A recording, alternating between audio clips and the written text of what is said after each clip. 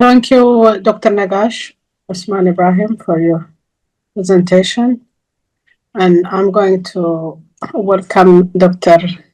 Abdurahman Sayed Abu Hashim. Sorry for So that. thank you. Thanks to you, to Brother Ahmed, to the organization EANC, and also to our guests of honor, our friends, Eritreans, and friends of Eritrea, and honorary Eritreans, those who've been honored to have that honorary status. So you're all welcome, and I'm happy to be among you today. The good news, I'm not going to repeat myself or bore you with a theoretical details about federalism or detailed decentralization. That has been touched upon by all the speakers before me, so that saves us the time. I will only touch on 3 to 4 points to just highlight certain issues that might have not been covered.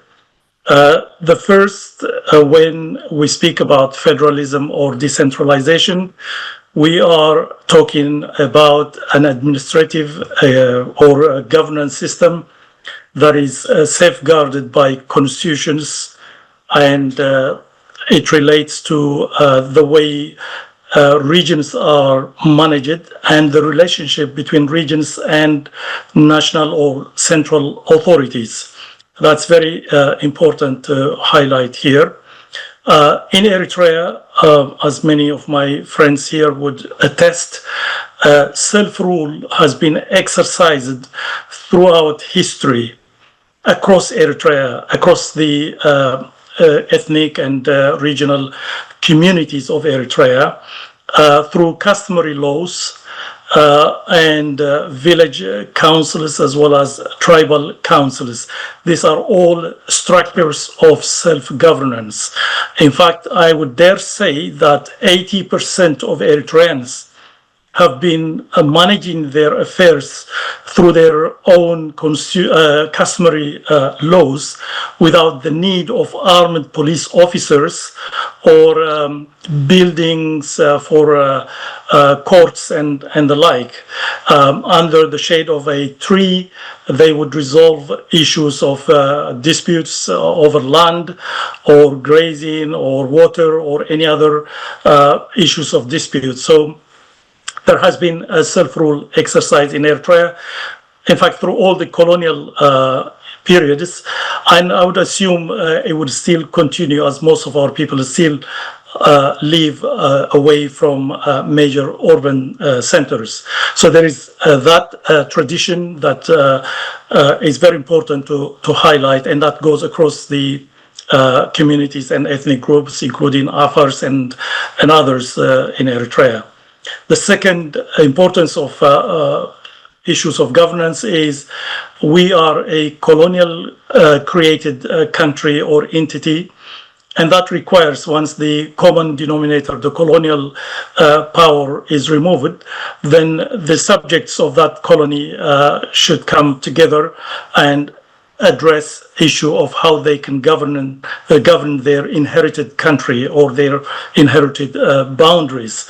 The option of going back to the pre-colonial era is not always feasible, and in fact it's quite impossible for two reasons. One, colonialism arrives in a region and establishes itself as an authority, central dictatorial authority, after dismantling the existing authorities, traditional or otherwise. So the dismantled systems cannot be revitalized again, and maintaining the same colonial system, which is what most African countries tried to do, resulted in civil wars, marginalization, and also the inheritance of colonial rule by local rulers who would be very much local in terms of their colors of their skin and probably language, but their system would have been very much dictatorial as that of the colonial power. So that did not really result in development or support for unity in diversity, post-colonialism in Africa, and Eritrea would not be an exception to this. The second issue that I would like to highlight here is the issue of tyranny, the one that we have currently in Eritrea. It is an exception. It's not the norm. So Eritrean issues and long-term governance systems are not based on the one that we have right now. It's not a system, in fact, of any benefit to anyone. So we should really take that as a temporary abnormal situation that has to be removed, and the people's choice of systems of governance must be restored. And allow me here to criticize our friend Professor Magnet when he spoke about the role of Ethiopia and the need for the Ethiopian regime to support the establishment of ethnic federalism in Eritrea. There is a couple of problems with this issue. The first one is, I don't know whether the Ethiopian federalism has been assessed, if it's 100% flawless system that has been of benefit to Ethiopia, so it could be benefit to others outside Ethiopia, including Eritrea.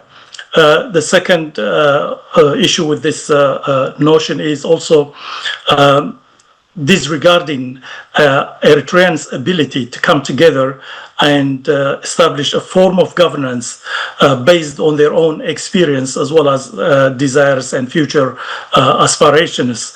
I don't think it is ideal, even if ethnic federalism was successful for argument's sake in Ethiopia, does not mean it can be successful in Eritrea, or if the same was successful in Switzerland, does not mean it can be successful in Eritrea.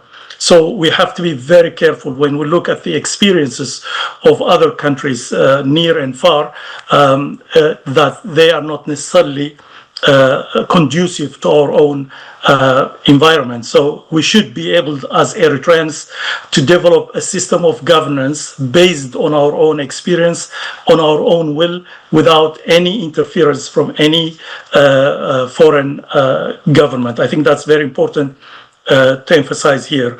The third risk of this kind of talk also, it tries to use the plight of our Afar nation, as well as the Eritreans' plight in general, conform with aggressive territorial ambitions in Ethiopia in particular. And that's quite dangerous. It would not be tolerated or accepted by any Eritrean, including Afars. So here what we are trying to say is, let Eritrean problems be resolved by Eritreans, and let Ethiopian problems be resolved by Ethiopians. And this goes also to our friend, Mr. Getachew Radda, who tried to say that we should not confine the struggle within Dankalia. We should also look beyond Dankalia, presumably in the Kelil of Afar in Ethiopia. Now, that is quite dangerous, and I'm quite surprised to hear it from a minister in an Ethiopian government, because the cross-border relationship is not confined to Dankalia or to our Afar nation. It goes across Eritrea, within the southern region, the Gash Barka, the north and west. So every Eritrean has some kind of historical, cultural, social, and other links across the border. And borders are, in fact, within the federal system, are the responsibility of central government. governments. And therefore, here, what we should really promote while addressing issues of internal governance, national governance issues, whether regional or national, regionally at the broader region, like the Horn of Africa or Eritrea and Ethiopia, what we should promote is regional integration based on mutual respect, mutual recognition of sovereignty and international borders, and then allowing that to promote cultural, social, economic, and other forms of integration. I think this is very important to highlight here. And finally, I would like to conclude my interjection here by saying the following. We need a very balanced approach to Eritrean governance issue or question that takes into consideration the following.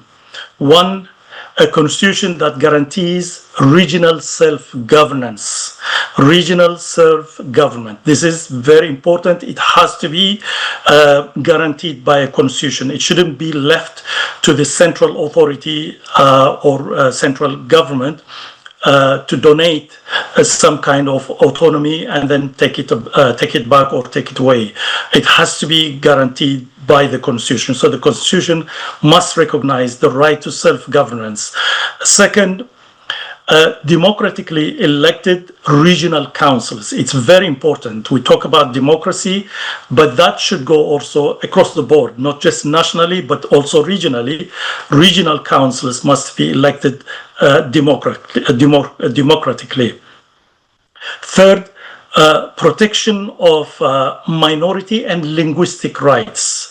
I know my friend Nagash Usman and others mentioned, including Dr. Nagasi, the issue of historic regions of 8 or 9 or whatever numbers. This is not really something written on the stone.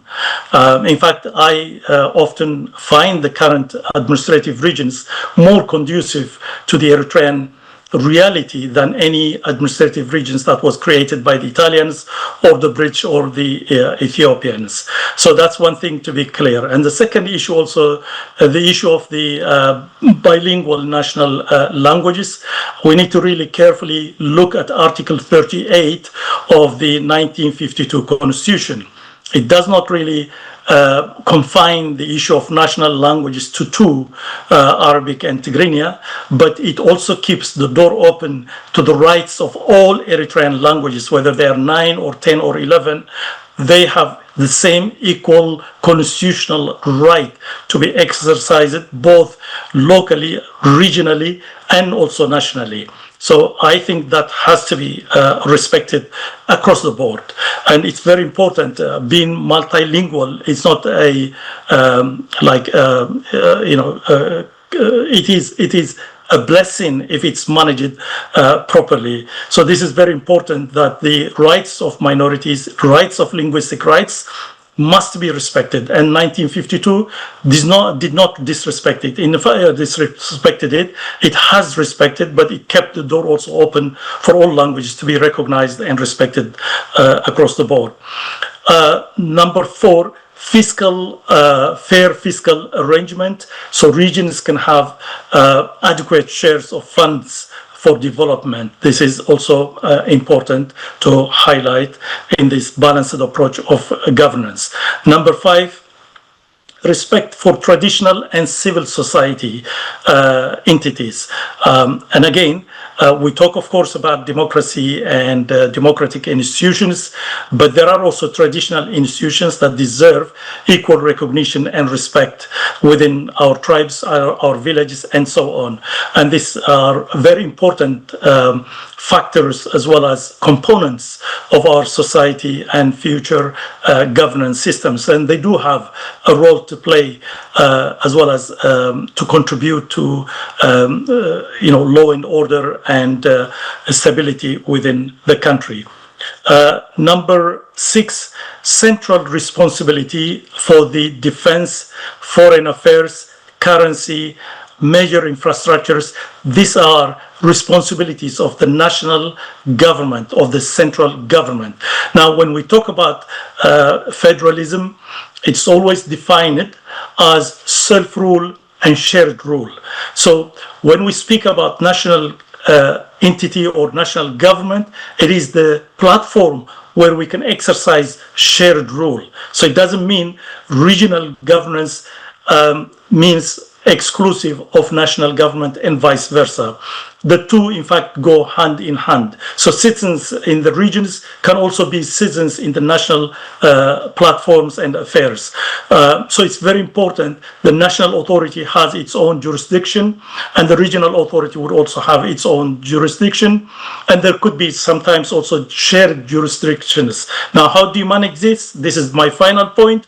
You need to have, that's number 7, independent courts. Sometimes they refer to them as the constitutional courts. These courts to arbitrate and also resolve disputes between regional and national governments. So having this kind of structure can stabilize the system of governance that we aspire to create. Thank you very much for listening, and congratulations on the 3rd Congress of our friends, Eritrean Afar National Congress. Thank you. Assalamu alaikum.